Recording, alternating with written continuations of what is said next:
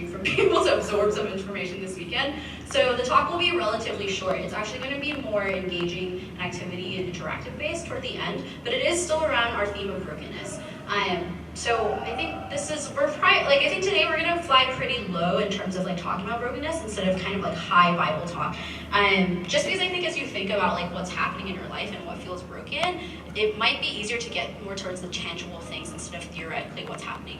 I think when you go into conference too, oftentimes it can get very like personal and specific, and I think having some things like before you concretely enter the conference will be helpful to like ponder, because how often do you get to go away for a weekend, you know, and just like intentionally focus on developing kind of like your inner life and self.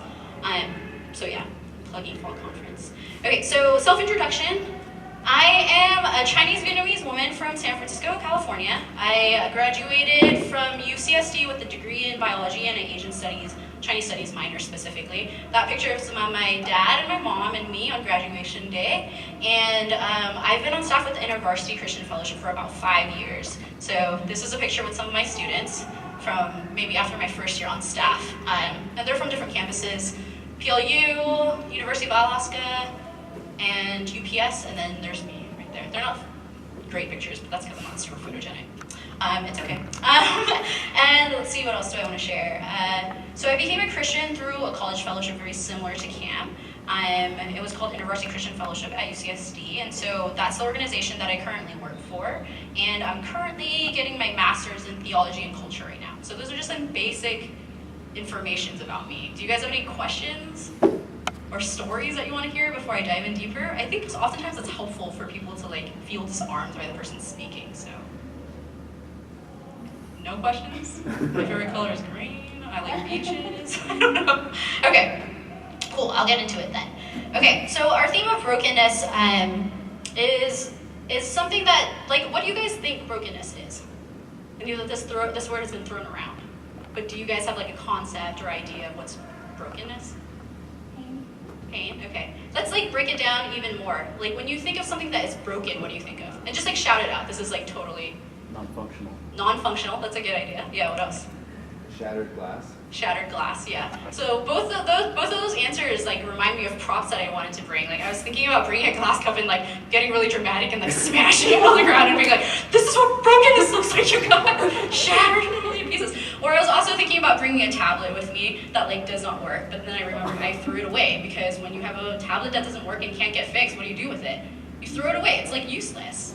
It's not functional, right? So I think that when we translate that to kind of our like personal lives and inner lives, we want to use the same terminology, brokenness. What are some of the things that you guys are thinking about when you hear about brokenness for your personal self? Despair. Hannah said pain at first. What else do you think about? Broken hearts. Broken heart? Yeah, like after like a very long relationship or something like that? Yeah, Kennedy? Spiritual brokenness. Can you say that again? Spiritual brokenness. Yeah, spiritual brokenness, kind of like a disconnect maybe from like God or from land or from community. Yeah, there's a lot of different places and categories I think that brokenness can grow into. Look, the screen's broken. I'm just kidding. This is the next slide. Brokenness. So these are some categories that I brainstormed up for us when we think about brokenness. How humans might not be working properly, right? Sometimes we like hurt people and we're not intentional about that. I mean, that can apply to like a physical fight where you actually hurt somebody, to even just emotional and spiritual pain, where you say things that you're like, I'm somebody who says a lot of things like by accident. Like I don't realize what I'm saying is like really offensive, but it really like hurts people sometimes, right? Sometimes I do say things that are really intentional because I want to hurt somebody because I feel hurt by them, you know? That's not something I think we're necessarily immune from. And we also feel hurt by people, whether it's intentional or not, right? And sometimes it doesn't even have to do with words. It has to do with like actions that they either do or don't do in return. Other things of brokenness. We can't do things perfectly no matter how hard we try. I think Michael was sharing a little bit about that right before we sang how he loves us, right? From League of Legends games, right, to like our academics and our papers, or even like our quizzes, or even like basic life skill things or cooking. Like we can't always do things perfectly, and it stresses us out sometimes, no matter how hard we try to do it. I think a common one too is that we don't feel like we are enough. I think that's a common sentiment that people feel when they want to like date somebody or when they want to get into like a relationship and the other person doesn't like reciprocate feelings. They're like, immediately instead of thinking like it's just a preferential difference, we're like, how come I'm not enough? How come that person doesn't like me because, you know, I don't like fit these categories, and we want to transform or change ourselves to fit that when it's like, well, maybe we're not that. That's why they don't like us, and it's okay, and we're still enough without being that. And that's not only with like romantic relationships, I think that's with friendships or even our family too, right? When we don't feel happy or joyful or hopeful, I think sometimes in our society, we are like trained to have like a dopamine fix, right? Like we're always addicted to our phones, like we want to look at Instagram because we want to look at something that like triggers the pleasure centers of our brain. And so we constantly are looking for things to make us feel like everything is positive in the world. But I think if we just look around, right, like if you look at the news and stuff like that, very quickly you realize this world isn't just, there are happy things, right? But it's a balance. There's also a lot of negative and broken things. And we shouldn't be necessarily hiding ourselves from those things. I think sometimes, Sam made a face like, uh-oh. I'm not pointing you out, I'm just saying, like, I think all of us, like, we feel broken when we don't feel those things either. I think another category is like we can't trust people, we feel like we can't be honest and we can't be real. We often feel like we have to put up like a front or a facade because that's the only way people will accept us. Because if they see the ugly or broken things inside of us, they will stray away or they'll walk away because they only want perfect and good things, right? Yeah, brokenness. These are just some categories. And then I kind of like thought more specifically, like places where we might feel we're like in separate pieces, right? Like to go along with what Eric was talking about, like with a cup or a glass that's like shattered, right? When we throw the glass to the ground, like it was supposed to like, it was like one like entirety of a unit at some point, right? But when it breaks down, it's broken into different pieces. It's broken into different shards and pieces, right? It doesn't mean that it couldn't be one piece again, but there are in separate pieces. Collectively, there's still one thing. And we're not always saying like repair all the broken pieces, but how do we feel like we're in separate pieces when we were once like a whole thing? So I think about like with family, friends, work, and school and future, how do you guys feel like you might be separate pieces in those categories?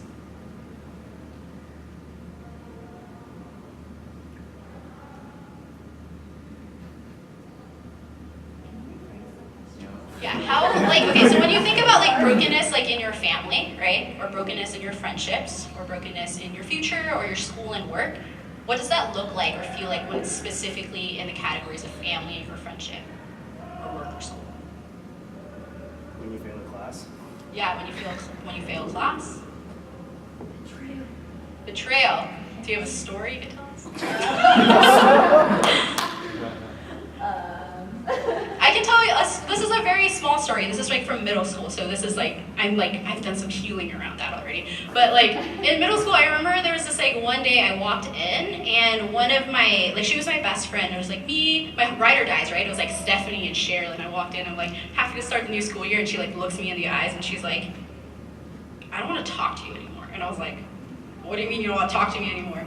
And she was like, you talk too much. And I was like, what? I talk too much, you talk too much, you're motor mouth. But she like literally like said that, and she's like, I'm not your friend anymore, and literally turned the entire middle school girls against me. And I was like, what is this, like Mean Girls or something like that? But that was like I felt really brokenhearted by that, right? Like two people that I thought I had really trust, who were my friends in school, literally turned their backs. That's like brokenness in friendships at like a very like elementary level, right? I think as we like mature kind of in life, a lot of you guys are in your college age years now, right? Betrayal in friendships probably look a little bit more tense. I think future, you might feel like pulled apart. A lot of you guys are probably like double majoring, right? Or like have multiple majors, or like what am I gonna do with my life? Like I remember Denny was saying like, I'm studying history, but I wanna be a pilot next, you know? Like sometimes it feels like there's like separate pieces, right? That are like, they're still you, but they feel like really kind of like, how do they all fit together? Can I feel or be whole, right? And then other categories, I won't go too much into these right now, but like the way we think about ourselves, like mental health, our body image, like depression is like a real thing, BPD, addiction, sexual addiction, substance abuse, escaping and numbing through different means, romantic relationships, singleness, sexuality. These are all like categories that I think we can feel really like broken into. Our political climate, right? Like, let's take it like aerial view, like 10,000 feet, right?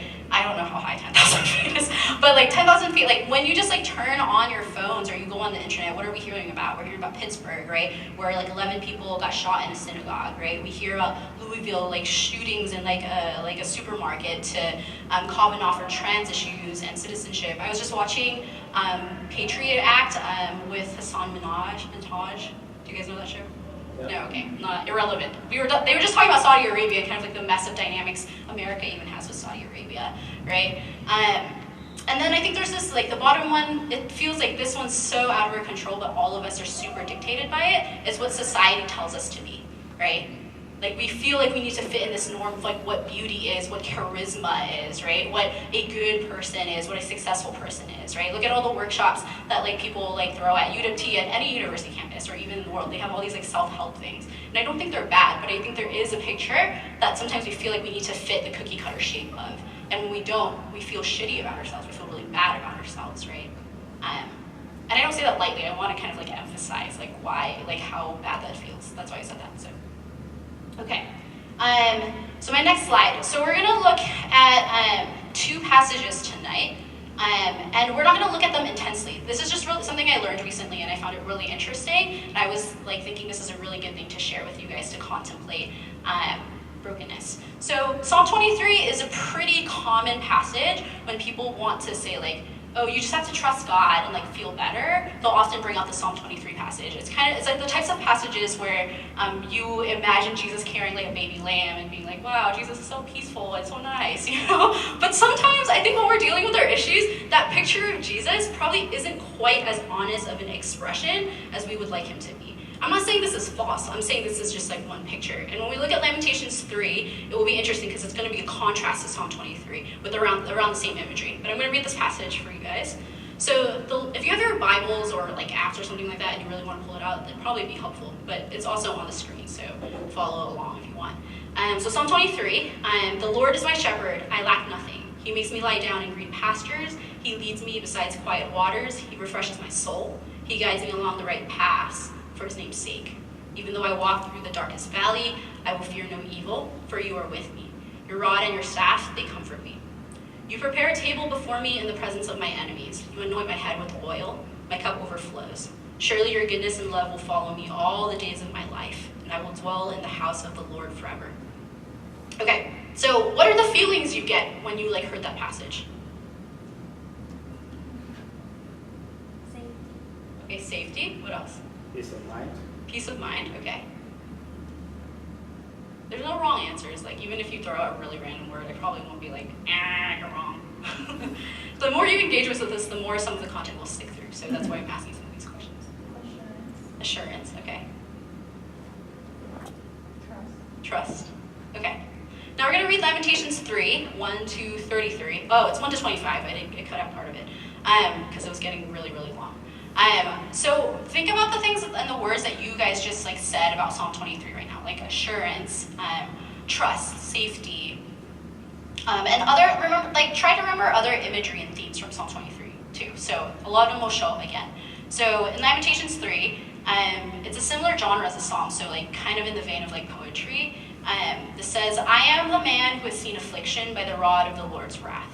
He has driven me away and made me walk in darkness rather than light. Indeed, he has turned his hand against me again and again all day long. He has made my skin and my flesh grow old and has broken my bones. He has besieged me and surrounded me with bitterness and hardship. He has made me dwell in darkness like those long dead. He has walled me in so I cannot escape. He has weighed me down with chains. Even when I call out or cry for help, he shuts out my prayer. It's getting really intense. He has barred my way with blocks of stone. He has made my paths crooked. Like a bear lying in wait, like a lion in hiding, he dragged me from the path and mangled me and left me without help. He drew his bow and made me the target for his arrows. He pierced my heart with arrows from his quiver, and I became the laughingstock of all my people. They mocked me in song all day long. He has filled me with bitter herbs and given me gall to drink. He has broken my teeth with gravel. He has trampled me in the dust. I have been deprived of peace. I have forgotten what prosperity is. So I say, my splendor is gone and all that I had hoped from the Lord. I remember my affliction and my wandering, the bitterness and the gall. I well remember them, and my soul is downcast within me. Yet this I call to mind, and therefore I have hope. I'm going to pause before I go to the very last section. What are the things that you're hearing from this passage? Bad? Yeah, what else? Can we use a little bit more than bad? Brokenness, what else? Pain. Hopeless. What? Hopeless. Hopeless? And then Sam, what did you say? Oh, I said depression. Depression. Yeah. There's some like pretty dark things in this one, right? Like I don't even know in my like darkest times if I could write something like this. But this guy is using very similar imagery that he did than the other writer of Psalm 23 wrote, right? With like the like rod, right? That was supposed to be comfort in the other one, or like the darkest valleys, right? And this one it says that like God put him there, and the other one he's like, you walk with me there. Another one is about providing food and like different paths that are made crooked, and the other one it's like you guide me on different paths. This is like using very, very similar imagery to like almost upend the other poem, right? It's like, haha, you think that you have safety and love with God. I think maybe something might be different. But we didn't stop, like the book goes on, right? I give you a little bit of like this part that gets a little bit more hopeful. So I'm gonna start with 21 again. It says, yet this I call to mind, and therefore I have hope. Because of the Lord's great love, we are not consumed, for his compassions never fail. They are new every morning, great is your faithfulness. I say to myself, the Lord is my portion, therefore I will wait for him. That's a little bit weird, right? Considering what we just read. Like this stuff is like, what would you say are the positive aspects of what this guy just said about God? Like his compassions never fail, right? Like his like love is good, and like great is his faithfulness. Like that conclusion feels very different than like what we just kind of like read. How can the person who just wrote all those things about like broken my teeth with gravel, right? Like the like lion and hiding dragged me from the path and mangled me, to like bitterness and hardship made me dwell in darkness. Like how does that guy come to the conclusion that like God's compassion never fails, right?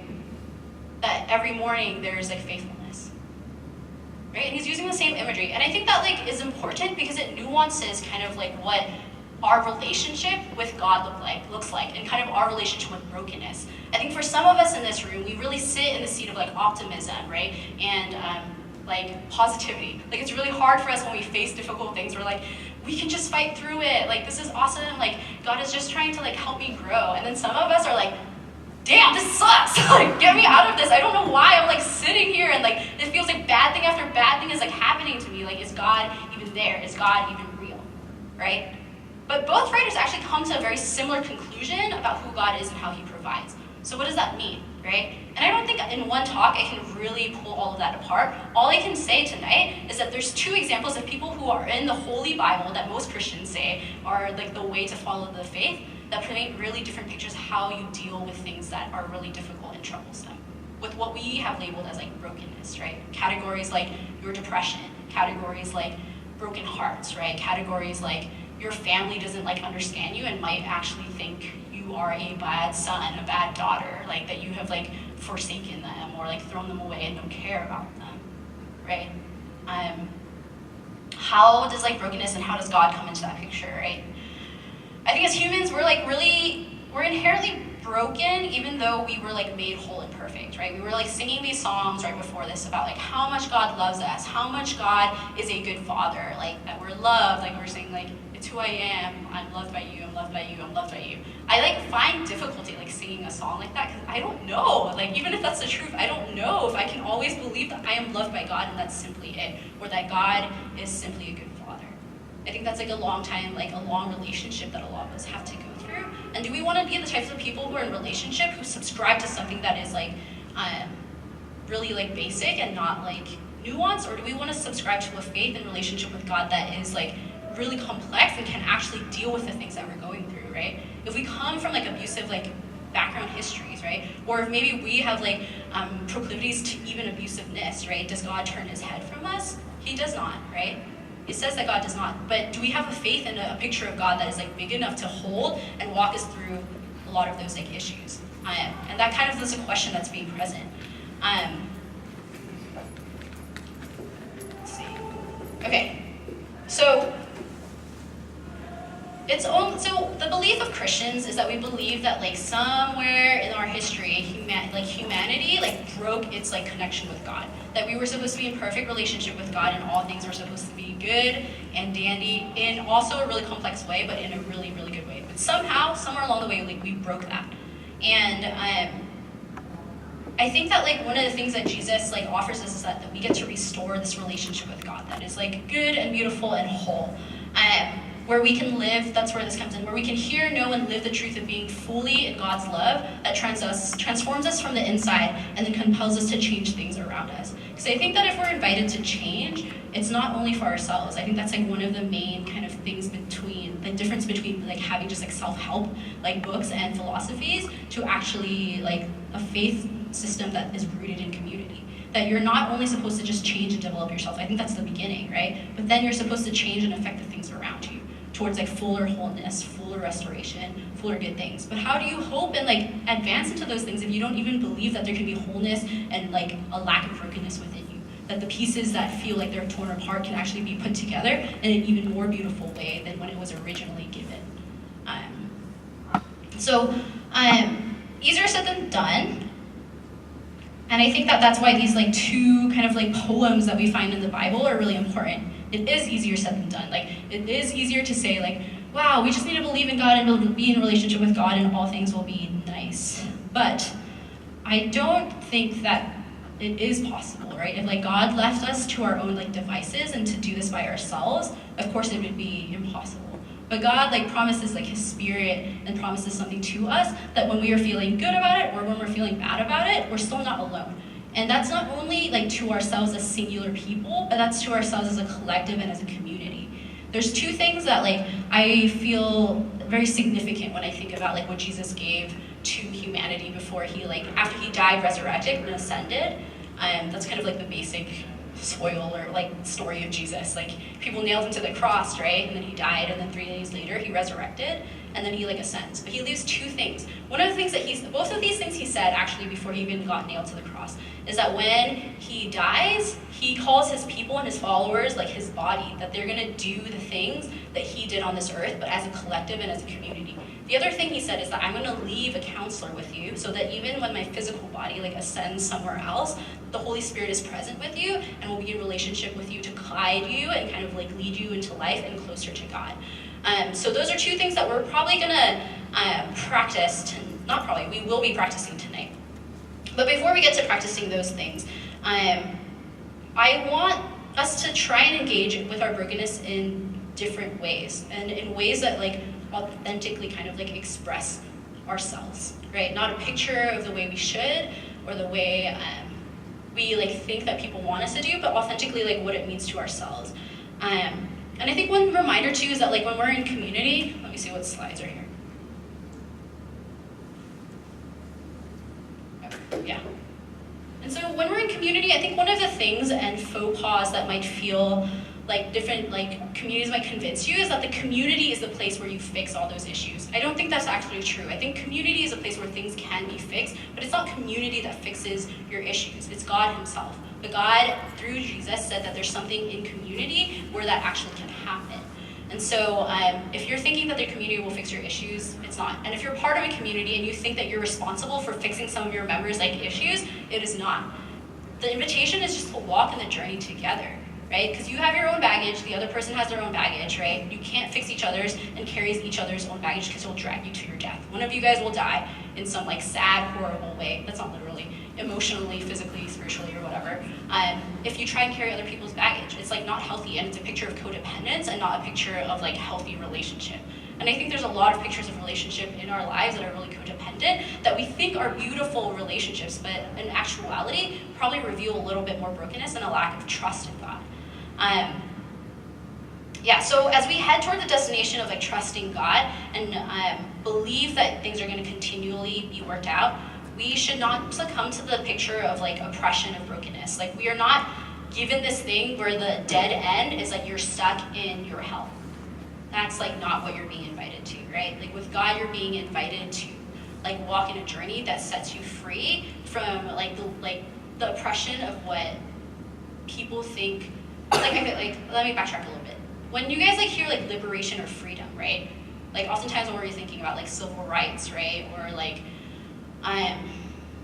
civil rights or like freeing people from prison, that kind of stuff. And I think those things are true about who Jesus is, but I think there's another level of liberation that like we're being invited to that we often don't contemplate, which is that like the things that like society tries to put on us that are not from God, like you are actually free from those things when you choose from God, right? If like society tells you you have to be like a size 0 or you have to be like hella buff, like I think Jesus is like, I don't love you because you're like really buff or you're like really skinny and tall. Like I love you because of your like character and who you are. And even if your character sucks, I still love you, right? Like you can smear that other person like next to you with like bad words and like really kind of dehumanize them, and it'll break God's heart, but he still doesn't turn his face or his heart away from you.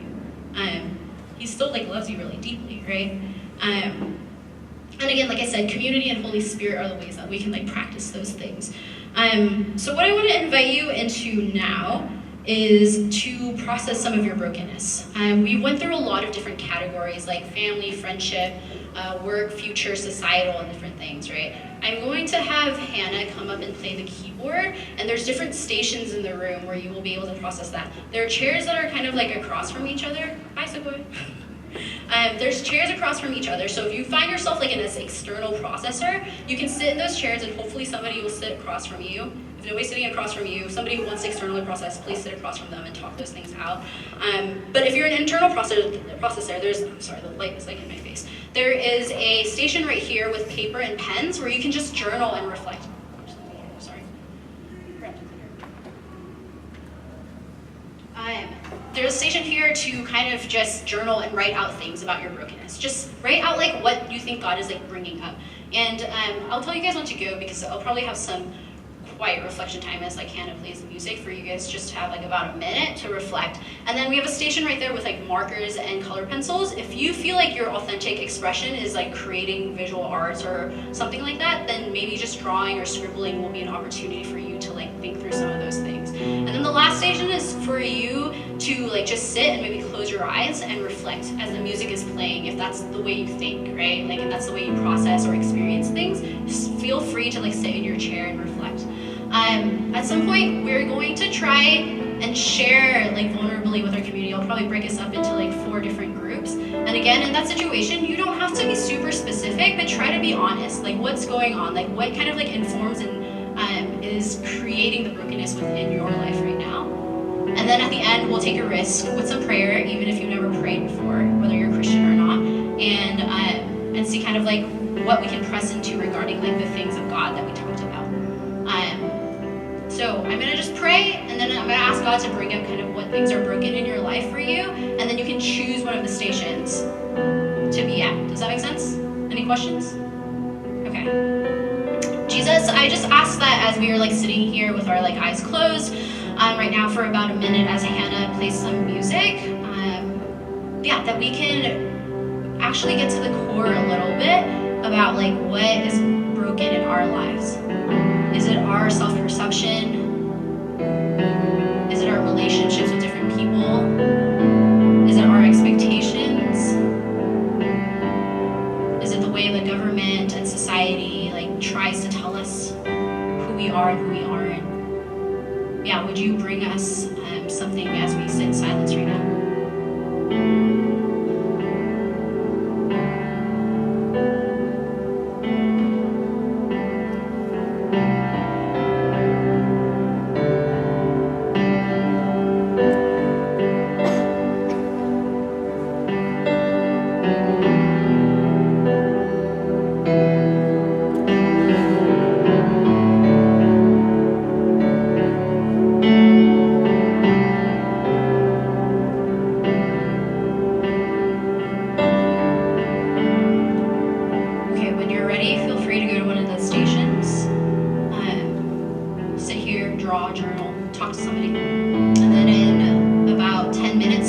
Together for small groups to talk.